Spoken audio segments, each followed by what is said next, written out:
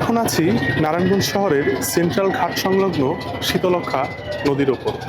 এই ঘাট দিয়ে প্রতিদিন শহর বন্দরের কয়েক লাখ মানুষ পারাপার হন।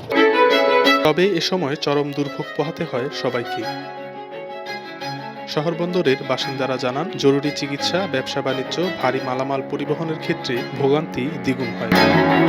এই জায়গাটা মনে করেন যাতায়াতটা বেশি হয়, মানুষ আওয়া যাওয়া বেশি হয়, তারপরে মাল সামান পারমাল হয়। এখান থেকে আর কি আমাদের জন্য বন্দোবস্তের সুবিধা একটা ভোগান্তি পড়তে আছে, খেয়া পারাপারের সময় জেটি থেকে নৌকায় ওঠানামা করতে গিয়ে দুর্ঘটনা এবং প্রতিনিয়ত মৃত্যুর খবর তো আছেই।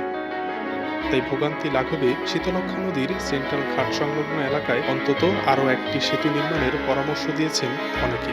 ভৌগোলিক অবস্থানের কারণে বন্দরের মদনগঞ্জ এলাকায় নির্মিত তৃতীয় শীতলক্ষ্যা সেতু তেমন উপকারে আসছে না স্থানীয়দের। অন্যদিকে ৫ নং খেয়াঘাট এলাকায় সিটি কর্পোরেশন ও এলজিইডির চলমান কদম রসুল সেতুর নকশা নিয়ে রয়েছে বিতর্ক। অনেকের মতে সেতু দুটি বন্দরের কিছু শিল্প প্রতিষ্ঠানের অনুকূলে গেছে। সাধারণ মানুষের স্বার্থ বিবেচনা করলে সেন্ট্রাল ঘাট কিংবা এর আশেপাশে একটি সেতু প্রয়োজন। আগামী জাতীয় সংসদ নির্বাচনের আগে বিশেষ করে বন্দরের ভোটারদের মাঝে তাই এই দাবি জোরালো হয়ে উঠেছে। আমাদের দাবি হচ্ছে যে আমরা এখানে একটা সুন্দর ব্রিজ চাই। আমাদের যে জায়গায় 2-3 টাকা খরচ হইবে, ওই জায়গার ভিতরে আমাদের 5 টাকা 6 টাকা খরচ হয়ে যাচ্ছে, অর্ধেকে ডাবল হয়ে যাচ্ছে। নির্বাচনের পরে সদর বন্দর নিয়ে গঠিত 5 আসনে যিনি এমপি হবেন তার জন্য ভোটারদের এই আকাঙ্ক্ষা পূরণ করাটাও হবে বড় চ্যালেঞ্জ, এমনটা মনে করছেন শহর বন্দরের মানুষ।